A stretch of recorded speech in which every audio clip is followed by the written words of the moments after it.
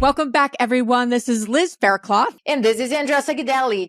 And today we're going to be talking about the challenge that most investors are dealing with today is finding deals that pencil out. What? I know, right? It's a really big deal for so many investors. They're frustrated and we hear it over and over again. So what I'm going to do today is share 3 very simple yet important strategies to be doing today so that you can actually find deals that make sense and you can move forward powerfully. All right, Andressa. So what I'm going to talk about today are just 3 things that as we're reflecting on the market, we're reflecting on the properties being still overpriced. Interest rates are high still. Just people are just not moving forward. So the 3 things I'm going to talk about is number 1, become skilled at negotiating. Number 2, I'm going to talk about explore at least 3 ways that you can analyze a property. And then number 3 is get really creative with finding off-market deals. Now, these are not new things, right, Andressa? I'm probably saying things that people know, but they're not doing them. And I'm going to share it in a little bit of a different way. So there's a uniqueness to what we're going to do today. Right. Give me something new, Liz. I'm going to give you something new. So, let's talk about negotiating. It's an important skill for real estate investors all the time. I've been at this for 17 years. I know you can't see all the grays in my hair in the video, but I've been at this a long time and negotiating is just the name of the game. But even more so right now. And when I say negotiate, people don't realize, and I don't think investors realize what you can actually negotiate with a bank. And they know they could potentially, negotiate maybe the charges or the fees, but can they, have they tried to negotiate the interest rate? Can they, negotiate loan terms, duration of the loan, right? Repayment schedule, that matters. The monthly payment. Think about cash flow, right? Think about what we're after. We're after positive cash flow. That monthly payment makes a difference. So if that's a 10-year term, 20-year term, 30-year term, that matters, right? And so there's so many different pieces, even just in loan terms that you can negotiate with institutional side as well as private lenders. Private lenders, it's like anything can go. It's private, right? Between you and them.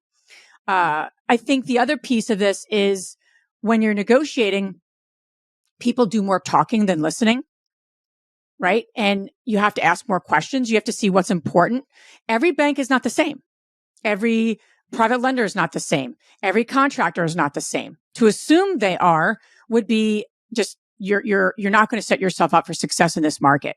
So knowing what's important to them, you're able to then use that in your negotiating strategies. And it's not about like getting only the best deal, but it's about setting the project up for success.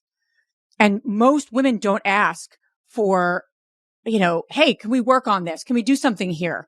They just stay within the lines. And I think that's limiting deal flow. I think that's limiting the opportunity to get things done right now. I think it's a lack of skill because negotiation is a skill set, right? So if you haven't read the book, Never Split the Difference as an example, right? Read it. It is just a game. I am super surprised when people don't negotiate. When I am in a conversation about buying something and the other side does not negotiate with me, and I was like, whoa, they could have gotten more than what they're getting right now, but they're not negotiating, so they're not. And in every single situation, every single short-term rental that I've ever done, rented or bought, I negotiated everything.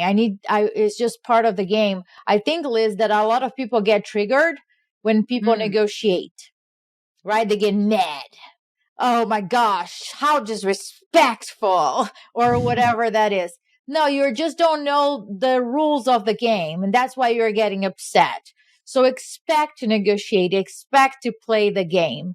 If you understand the rules of the game, you're going to be successful. If you don't, you're going to be upset. And if you think you're not a negotiator, that's BS because everyone can negotiate. It's a skill that you can develop. You're not born, Andressa didn't, was born as a negotiator, right? It's a skill that has to be just like any other skill. So I just want to encourage you, work on that skill and do it in small ways in your personal life. That will make a difference right now. So the second thing I wanted to share was really, it's about, people are not analyzing investment properties with multiple different strategies. I don't mean exit strategies, meaning like how you're going to sell the property. I mean strategies on how you're actually going to maximize your rental potential, right? Literally maximize the most rental income you can get from that property. Okay. So what I really want to get into is that most people are looking at properties with one type of strategy in mind. And that's not going to get you to your goal of maximizing rental income, like literally making the most you can from that property. And that is really important right now because just finding that single family home, getting that long-term tenant, it's just not going to make sense financially, right? The property's not going to pencil out. So why I bring this up too is that so often, Andressa, so many people are looking for like that dilapidated, ugliest house on the block. We hear that all the time, right? Find the value add properties. I actually think in this market, that's not the strategy to go by. In this market, not that you don't want to ever find beat up properties, but in this market, you can find a beautiful property that's underperforming because they're not really analyzing the property with multiple different strategies. Meaning I can find a pretty nice property that doesn't need a ton, but I can put a long-term tenant in there. That's interesting. I live close to downtown and there's hospitals. Maybe I can use this as a midterm rental, a short-term rental, or a mix of the two. I just spoke to a company the other day that's really going all in and has a resource for people around renting by the room. And I'm always like, oh, renting by the room, that sounds like so much work. The way it was described to me by him was really impressed. I was like, that's simple. He's like, yeah, this property that was underperforming is now performing 40% over. That's pretty good numbers in this market. So you have to consider multiple different ways to structure your property. And as you're analyzing them, look at all those options. Okay, if I do a long-term tenant, if I do a midterm rental, if I do a short-term, or if I just rent by the room or do a student housing. I mean, literally exhaust all your options because you're leaving money on the table, number one. Number two, you don't just have to find that beat up property. You just want to use the right strategy to make the most money in the market that we're in, right? And I don't think people are doing that kind of side-by-side comparison, right? Andressa, we had that on our mastermind call with our Strive members the other night. We were talking about how she's just kind of breaking even, I think she said, with her rental.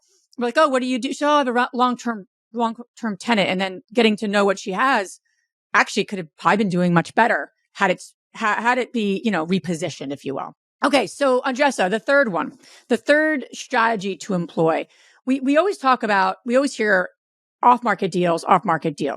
We had a sponsor the other day say, yeah, no one's making money with on-market deals. They're only making money with off-market deals. And obviously we know that for any season you're in of real estate, any market you're in. But right now, I think people are doing a lot online. They're using a lot of AI, which is great. Artificial intelligence. They're doing different strategies to find properties.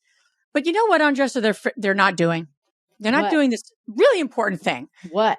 Old-fashioned networking. And I have a very specific way to do this. And Don't I know torture me. I know. I want to encourage, if you're listening to this, to do this one thing from a networking perspective. I want you to join a community, a general business kind of, networking group. It could even be like the school board or your school committee. Jesus, school committee now. No. But you want to join. Why here. School committee? Because what you want to do in this market is, if you have a market you're after, you want to start to get to know the local influencers. Who are the local influencers that know everyone and know everything? They know when the next coffee shop is coming in because Sally knows. Sally's been here 15 years. There are Sallys in every Oh my God. community. Can I jump in? So there is a Sally here in my neighborhood, and she has this Facebook page and she posts everything about those businesses. I should get coffee with her. You should get coffee with Sally. All right. Got it. All right. But here's the deal. You really want to join this like little niche group, and again, I'm going to be joining our school, not board, but it's like they help out. You. Yeah, I know. All the activities. You. And there's a woman that I have a friend. She goes, you really need to meet with Susie. And I said, I do, because she's a local influencer. Here's the other strategy. Local influencer, the local accountant, and the local attorney.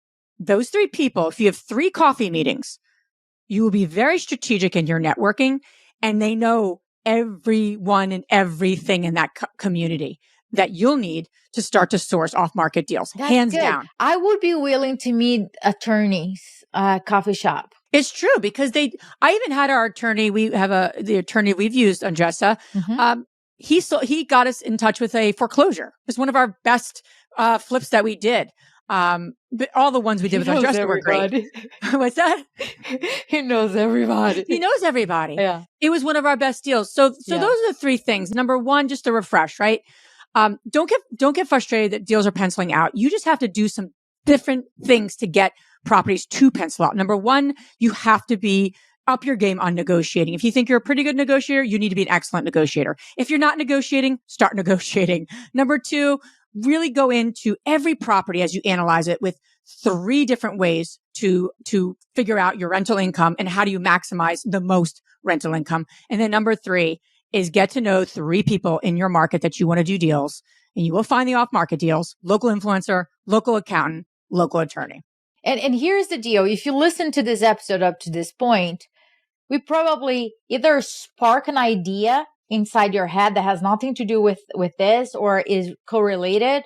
We don't want this to go away. So take that action. Whatever that idea was whispered in your head, take it. Take the next step. Share with us on our Facebook group community. It's important that you are listening and taking action.